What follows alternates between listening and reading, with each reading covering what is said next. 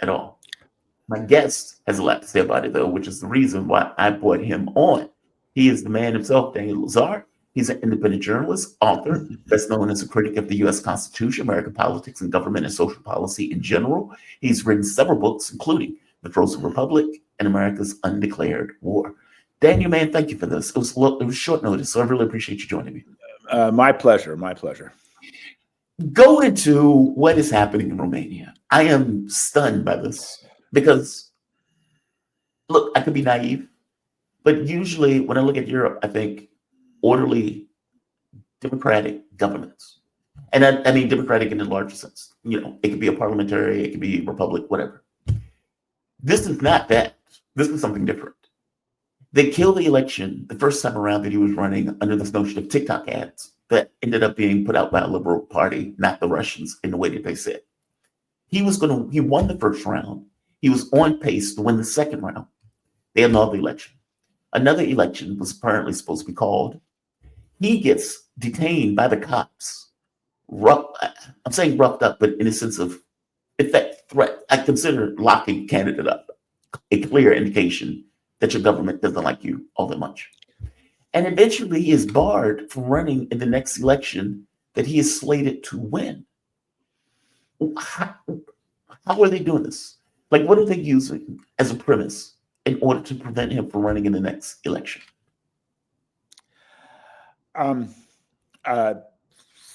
Romania has emerged as a country of great strategic value. It's on the west coast of the Black Sea. It's much more reliable than Turkey, for example, and of course, it's not embattled the way the Ukraine is, which is also right. NATO is building what will eventually be the biggest military base in all of Europe, even bigger than Ramstein in Germany. It'll be a home for 10,000 troops. They're building in a town called Constanta on the Black Sea coast, about 350 miles or so southwest of Odessa. It'll give NATO a commanding position over the entire Black Sea, and it'll bring Central Asia within striking range of NATO air forces. So this is a huge investment. It's a huge investment in Romania as a strategic asset, and it's very, very important. And therefore, Georgescu has stumbled into a hornet's nest because he is an anti-war skeptic. He's a far rightist, no doubt about it.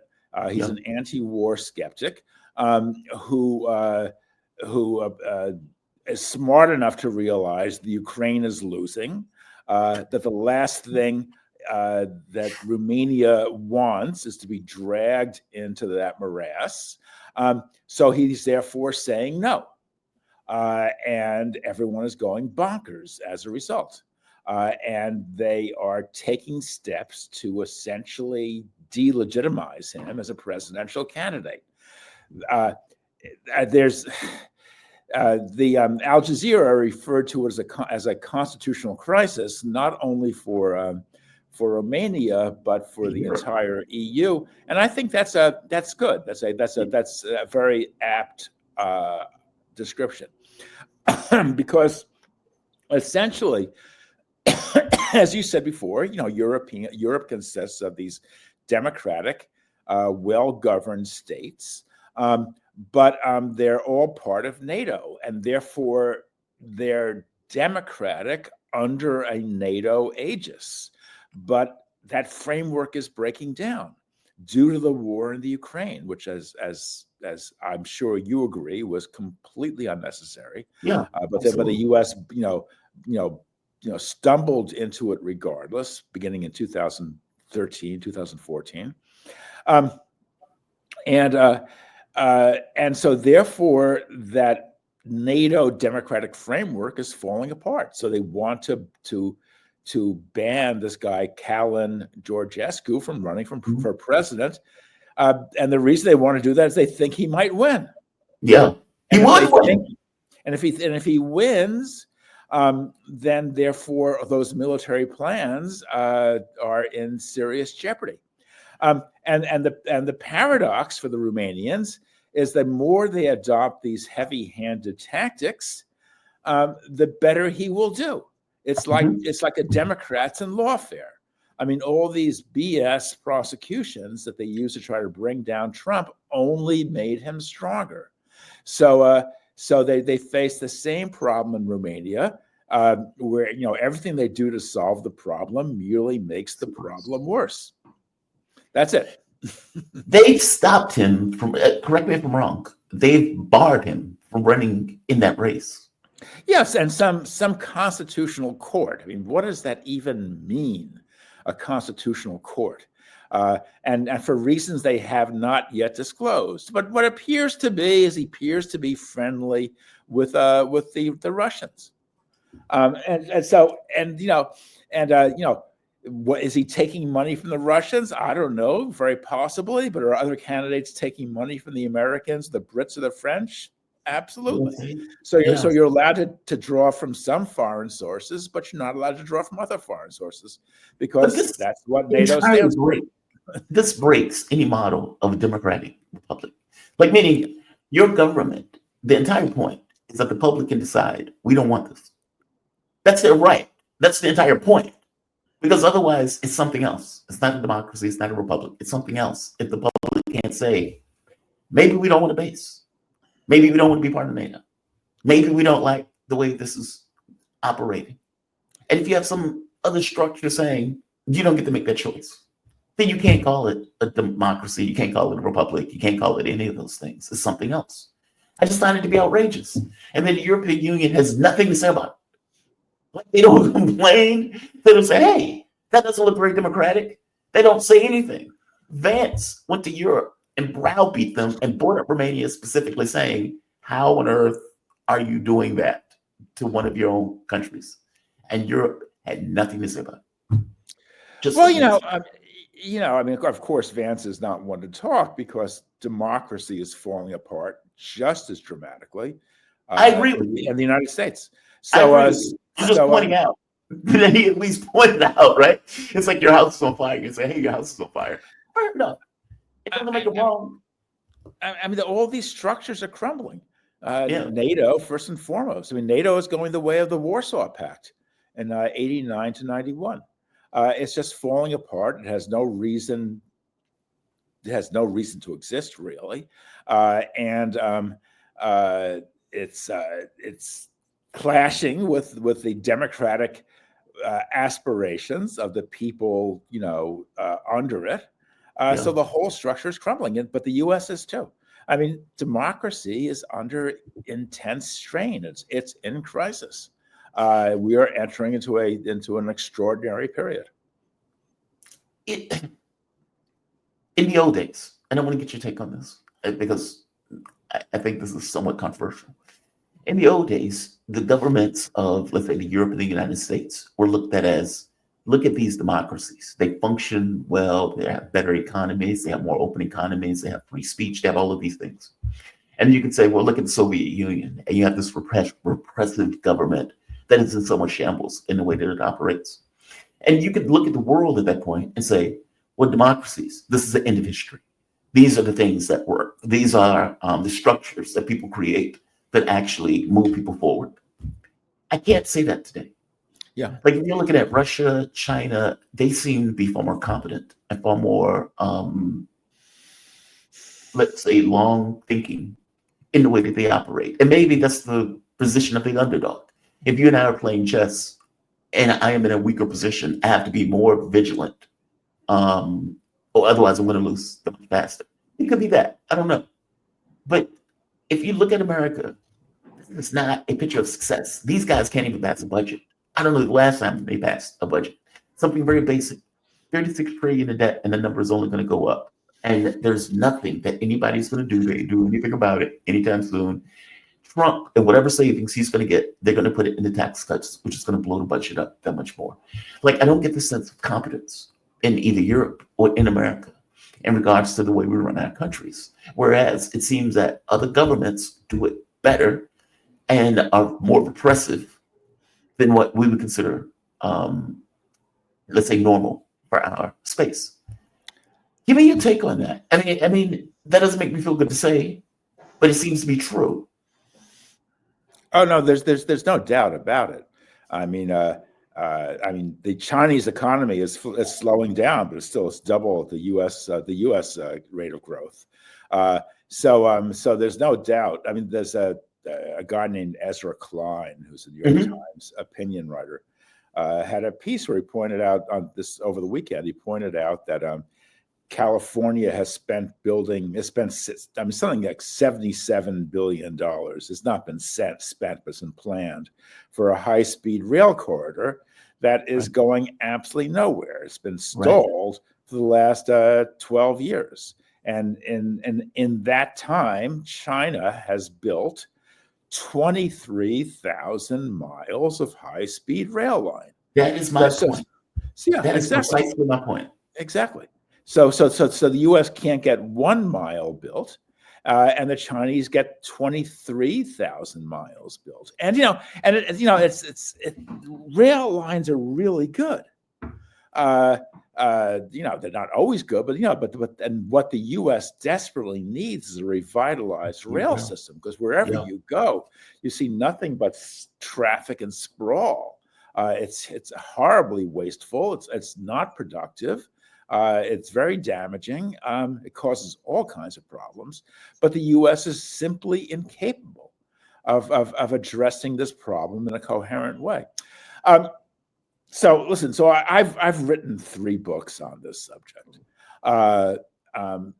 The U.S. Constitution dates from 1787. Mhm. That makes it 238 years old at this point. It's essentially unchangeable. It hasn't worked in a generation. In other words, there's been nothing but gridlock, poisonous gridlock on Capitol Hill. It's grossly racist and biased towards minorities. The U.S. Senate, as you know, is based on equal state representation. So therefore, Wyoming, which I think is 92% white, last I checked, gets the same number of votes as California, which is a minority majority state and 68 times as populous. 10% of the country lives in 10 states. I'm sorry. A majority, 54% of the country, lives in just 10 states that are outvoted 4-1 by the minority in the other 40. Mhm. The Electoral College more than triples the weight of Wyoming vis-a-vis California, and the Supreme Court, which is a joint product of the Senate and the House and the White House. Of the 6 conservatives, 5 were either appointed by minority presidents, i.e., either Donald Trump or W, or were ratified, confirmed by senators representing a minority of the population. So the Supreme Court is a minoritarian institution. So it's a minority dictatorship. But yet it's unchangeable. This is the essential point. I mean, America is locked into an 18th century constitution dating from the days of silk knee breeches and slavery. And it can't be changed because the ratification process is broken. It also allows tiny minorities to veto any constitutional change. So the country's falling apart. It's painted itself into a corner. It's so proud of this Constitution, yet this Constitution is killing it. And there is no way of changing it, of democratizing it. So that's the story. And the U.S. is the global hegemon. So essentially, in a sense, the U.S. Constitution is the world constitution. And everybody is suffering under the weight of these undemocratic governments. The EU. I mean, no one elected Ursula von der Leyen. No, they did not. She rose somehow through some kind of some kind of Bureaucratic. bureaucratic, Right. indirect Yeah. process, but she represents no one. I mean, Yeah. these structures completely tower over the ordinary person. So why should they give them their loyalty? And why should they give NATO their loyalty? Because NATO is equally as unrepresentative. So the structure, it lacks a mandate. It lacks democratic legitimacy. So it's falling apart. That is the source of the democratic crisis that is now underway. Is it that the document is problematic? And look, you're probably right that the document is problematic in some parts.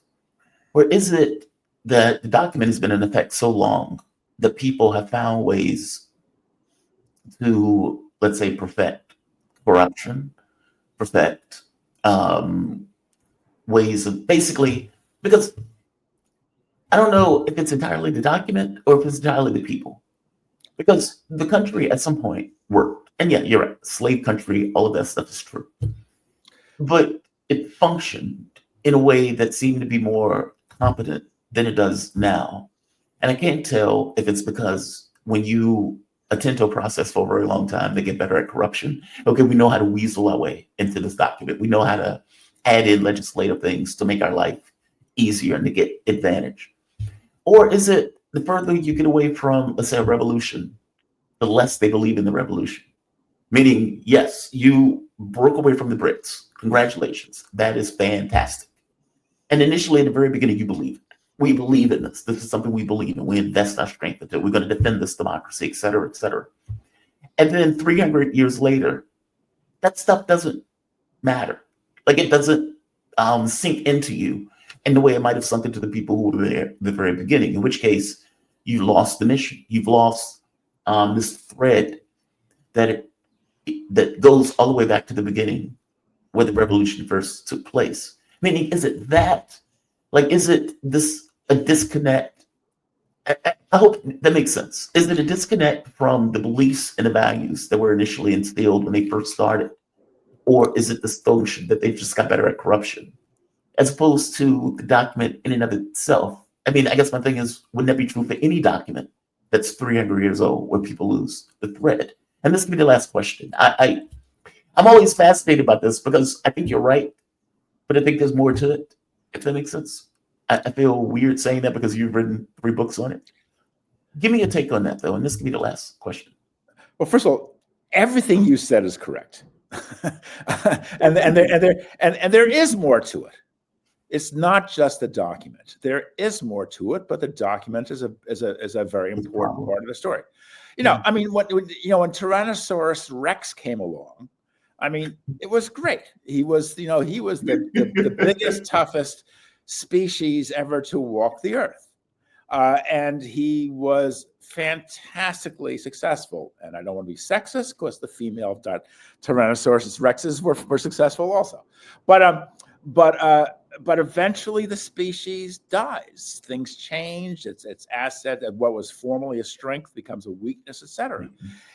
In the lives of nations, 250 or 300 years is kind of a normal lifespan. The U.S. had its growth, its takeoff period, which was quite spectacular.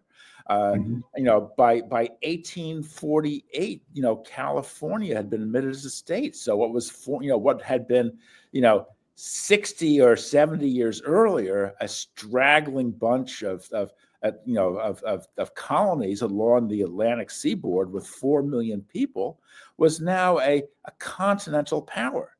That commanded the best part of North America, agriculturally the richest. Its industry was booming extraordinarily once the Civil War united the country much more tightly than it ever had been before, and it was a colossus. And all these things worked. It was a great success, but the process probably culminated in World War II and the golden age of the 50s and 60s, when the economy was humming along, but it was humming along all over the world, of course.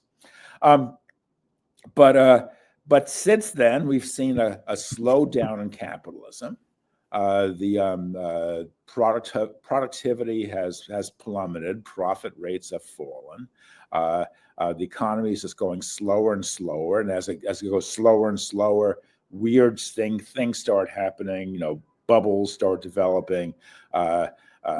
Huge wealth discrepancies start developing. Housing grows scarce and prohibitively expensive. Eggs cost now $13 a dozen, et cetera, et cetera. And the government, and this aged government, which seemed to work really well in the 50s, although maybe not so well if you weren't white, but it seemed to work really well in the 50s, but then it's slowing down. Yeah. It's just slowing down. There's poisonous gridlock sets in the early 90s. It doesn't go away. There are all kinds of civil war in Washington. There are stolen elections, minority presidents, a turn to the right, weird episodes like Russiagate in 2017, then an attempted coup in 2021, and then Donald Trump. The Democrats had one mission, and that was to keep Donald Trump out of office. Well, it failed. They failed. And now what we're seeing is an across the board democratic collapse. There's just no doubt about it. I mean, Trump is hurtling towards a dictatorship. The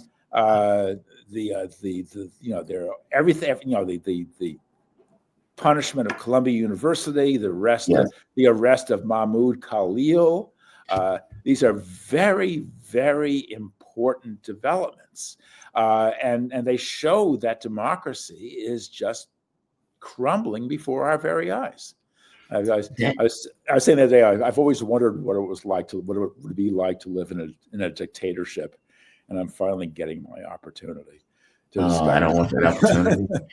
Daniel Lazare, Daniel, thank you for this, man. I deeply appreciate this conversation. I'm fascinated by this. I think you're right. I just don't know how to fix it.